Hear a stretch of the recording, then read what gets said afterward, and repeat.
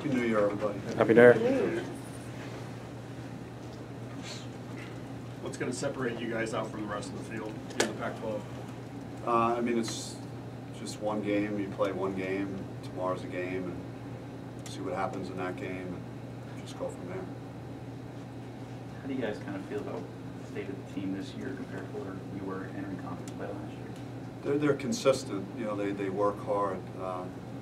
You know, we battled through a game that we didn't play well on offense, and a million things happened in that game that went wrong after I watched the film.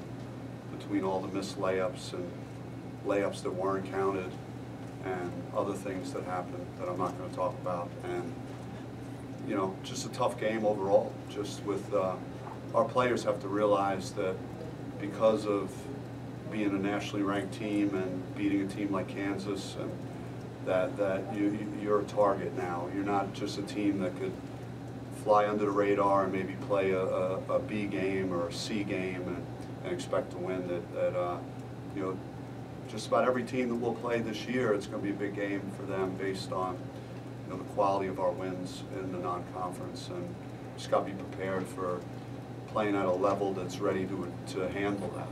Coach, based on that, do you think they got the message this week coming off last Saturday? It wasn't. There was no punishment, you know, for me. I mean, I thought that, especially after watching the film more, there's a lot of, you know, correctable errors. You know, I think I went a little overboard in the press after the game and how I reacted to the loss. When you review the film and watch it over and over, there's so many different areas of that game that you know, that we could have made a few more plays. There were some shots that were made that you rarely see go in the basket by our opponent, and that's because they came with the right intentions. They came out and played hard, and they played to win and did all those things. And then there are other external things that are happening too that have nothing to do with our players, that impact winning and losing, that are beyond our control. So we just have to be ready for all of that and overcome all of it. Lou has missed some shots that he's normally made. Is it just kind of going through, you know, the different roller coaster parts of being a freshman, or is it maybe, is he thinking too much? What do you think's going on?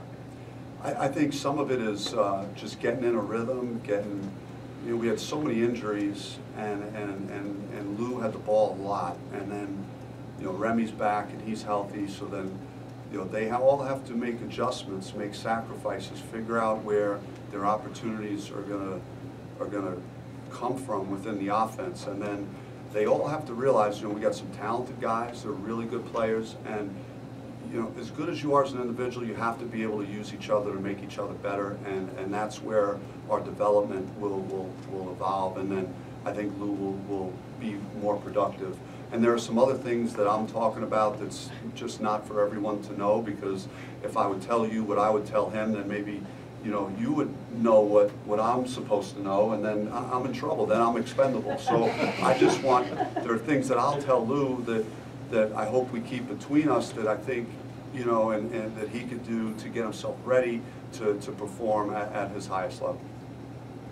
Has there ever been a point as a coach or a player where like a loss like this at this point in the season is actually like you've been beneficial later in the year in terms of just like learning experience or anything like that? I'm not a big believer in that. Like, I don't think there's ever like a great loss, and I just you know, again, you could address things and everyone's listening maybe a little closer to what you're saying, and then when you study the game and you talk about improvement and getting better and embracing that and what we need to do to play better basketball, then, you know, maybe the guys are listening a little closer. Bob, what did the program maybe not do well last year when it came to the conference grind? Obviously, there was a considerable drop-off after the non-conference. I know all these guys now, a considerably different roster.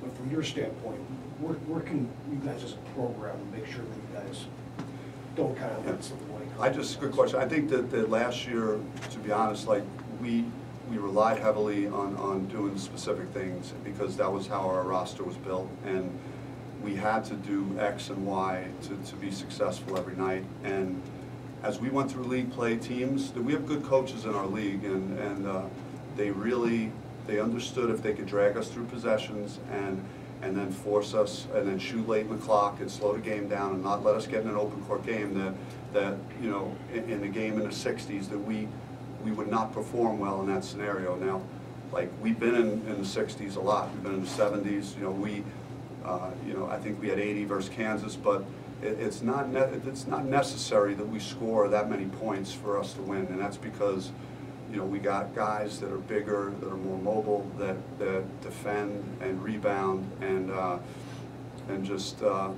know, value those things that we just couldn't do as well across the board last year. Does that carry an extra confidence going into conference play when you guys can't do more than X and Y last year? I think the greatest thing is that, you know, we've been tested a lot, and that's what I like. Is it's nice when you know that you could defend and you could you know, hold teams in the 30s quite a bit, and you feel good about your rebounding. All those things are great, but you know, I think it's more of a you know, I like the makeup of our team, the character on our team. We've been in a lot of close games where we've been tested. We've had to, you know, come back from down 18 versus Georgia in the first half. We've down double figures versus Kansas in the second half. We've had a big lead versus Nevada and let it slip away, and we see how, like, what mistakes were made, why that happened. So we've had all these experiences that you hope as a coach gets your team ready, you know, as you get to the most important, you know, phase of the season. How have you seen the development from Zylan in transitioning to more of a point forward role, and then Lou transitioning to more of a point guard role in their first year here? Yeah, I mean, Zylan has been unbelievable, and you know, he'll go down in, you know, in my Mount Rushmore of players for now, in terms of like just what he brings across the board in all areas that help you win, and he's one of the most unselfish guys that I've coached, and just he's got the vision and the instincts, and then he's a willing passer, and he's a guy, like, if the team's playing well and winning, and he has 4 shots in a game, he's not the guy that's like looking at the stat sheet wondering why he got 4 shots. You know, his whole makeup is about winning and you know, doing a little bit of everything. Is that going to help their, I guess, NBA stock as well, of being more versatile and being able to play the point? I mean, Z's going to leave after this year, and you know, if I was coaching an NBA team, I mean, he's the kind of guy that I'd want on my team. I mean, just a guy that, again, that does so many things to help you win and can guard multiple positions, and you know, he's averaging a double-double, and you know, just passing and just everything he brings. You know, it's his leadership, it's his character. It's just like, you know, it's a no-brainer for someone, and someone will be very lucky to have him on his team, on their team next year. When was the last time you saw a conference that was as wide open as this one looks like it is this year? Yeah, I mean, I don't know if is it wide open. I'm not sure. I mean, that's going to just get determined here as we play. Just looking at results of other teams, yes. Oh, you mean it's just? Yeah, I mean, there hasn't been a ton of separation. You know, I like our wins. You know, I don't know if if there are many teams that have better wins than Mississippi State, Kansas. So I feel good about what we're doing. You were pretty happy after Kansas. You still look pissed right now. Disappointed in your team? You? Well, no, I'm just, you know, it's yeah. I mean, I'm just we're excited to get this started. I feel like I rarely talked about the non-conference in the summer. I didn't talk about us playing Kansas that much, or you know, Mississippi State or any. I mean, I talked about playing in Pac-12. So let's see if there's any, if guys remember back to what I was talking about in July and September and October. This is the season for me right now for our program. So let's see if we're ready for it. I think some of the concerns that have been brought up about the Pac-12 as a whole and some of the non-conference results is overblown at all. Just how the first couple months of the season. I mean, the numbers are the numbers. They are, but it is sensationalized, and there's you know, a kick you when you're down mentality that exists, and you know, I think it's you know, the conference play is different though. No matter what the team's records are, it's like a familiarity that you have with coaches and opponents, and just a built-in, you know, rivalries that exist, and guys just, you know, maybe want it more. And sometimes you get some of these matchups in non-conference that just like don't make any sense. So maybe some of these teams aren't competing and playing quite as well as they will versus their natural rivals. Did you see what Jeff Goodman wrote today? About The UCLA job? Yeah. You're his pick. Yeah, well, That job. Like you went on his podcast, and they put your name out there like that. I mean, I'm not going to address any of that stuff other than I love being where I am right now, and you know, I love these guys that I coach, and there's a lot of young guys in the program, guys we're bringing in, so I'm just focusing on that right now and being at ASU. So when you watch the film again, you said it wasn't as bad as you thought. You like the shots that you got, right? You guys just didn't hit the shots.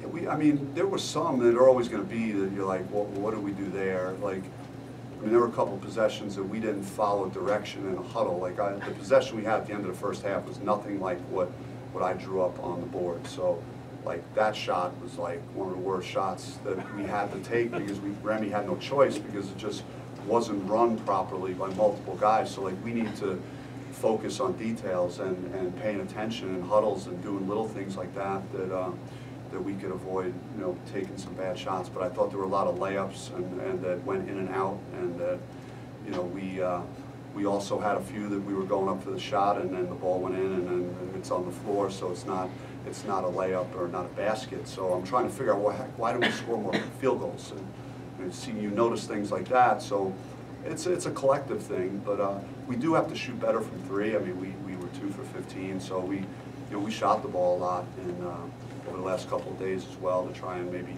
just get guys more comfortable shooting from the perimeter. And as far as making others better, is that just guys not looking for their shots as much, or is it just moving the ball? Moving the ball. The ball's got to move better. It was a little sticky in that game, and the ball's got to be passed ahead, and then the ball's got to change sides of the floor. You know, the ball's got to go inside and out, and just all the different ways that you get players, different guys touching the basketball. And some teams, they may not want 2 or 3 guys to touch the ball. You know, they just may not be that good, and they're just like, hey, I don't want that guy to have it. But I think with the groups that we put on the floor, players we have on the floor, like, it just needs to be that way because there are multiple guys that can make a play out there. And part of what makes you such a good coach is that you give guys freedom to shoot the ball, but you know that can backfire at times too. How do you coach that about when is a good shot as opposed to when to maybe move and look for a better shot?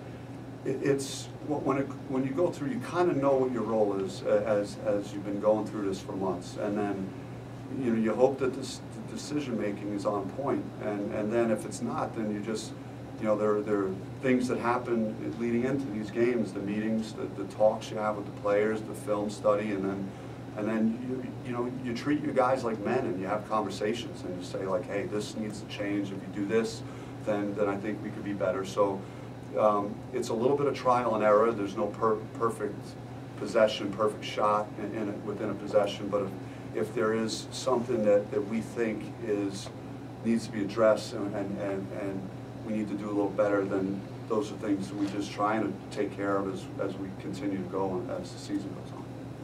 I just rambled on that. Just rambled on. Just ready to start conference play. Basically. Anything else? Thank you guys. Thanks,